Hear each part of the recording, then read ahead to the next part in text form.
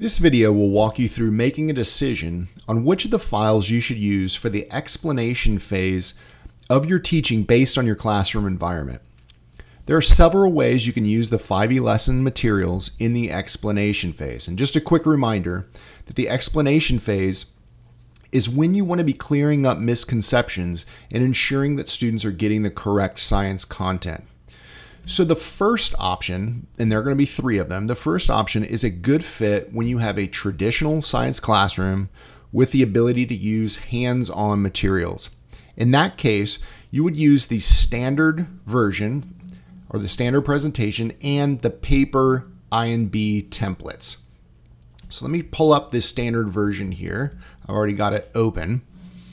And this version is more teacher-led with student interaction throughout. So you can see that you're going to be going through the different pieces of the lesson, and then throughout there's going to be stopping points where students are going to have to think about it. They can do some think, pair, shares, or however you would like to do this to get them to be interacting with each other during the lesson. Now, the interactive notebooks will be done during this presentation, but you'll have to download those. Let me show you where you would download those, the paper I&B templates, and it will open this file right here. And the paper interactive notebooks can be printed out for your students and be kept in a composition notebook throughout the year. The second option works well when your students need to be able to learn independently, but you don't want them to move between more than one file or platform. In that case, you're going to use the file name interactive with integrated digital INBs. And note that there is a on-level version and a modified version. Let me open up the on-level version for you. This version allows the students to work through the content and interact with it directly within the file, whether it's in PowerPoint or Google Slides, like you can see here. They'll be able to type their answer right within the file in this text box. If we go down to this slide here, you can see that this version also has the students working directly with the digital interactive notebook pages, and they can interact just like they would on a paper copy, but instead this is digital and it's integrated right within this file. They would then save the file and then turn it into you for a review.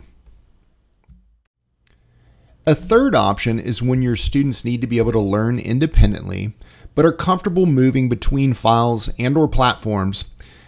In this case, you can assign the standard presentation, just like you did in Method 1, and you can put it into a platform like Edpuzzle or Nearpod or Pear Deck, and use the questions in the presentation as a source of your own added interactivity. Or you could even record a narrated version of the standard presentation for your students to watch on YouTube or in your LMS. Then you could make a separate assignment of the digital interactive notebook bundle that matches your topic. You might choose, let me show you where the digital interactive notebook bundle, so the full bundle is going to be up here at the top of every 5e unit. And I'm just going to show you the preview of this one. This happens to be the weather one.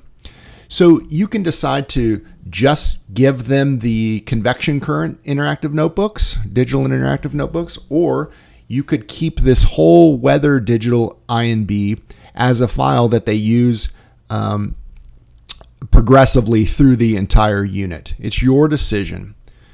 Once you've decided which method you're going to use, you can watch the videos below to learn more in-depth strategies for each of the different files.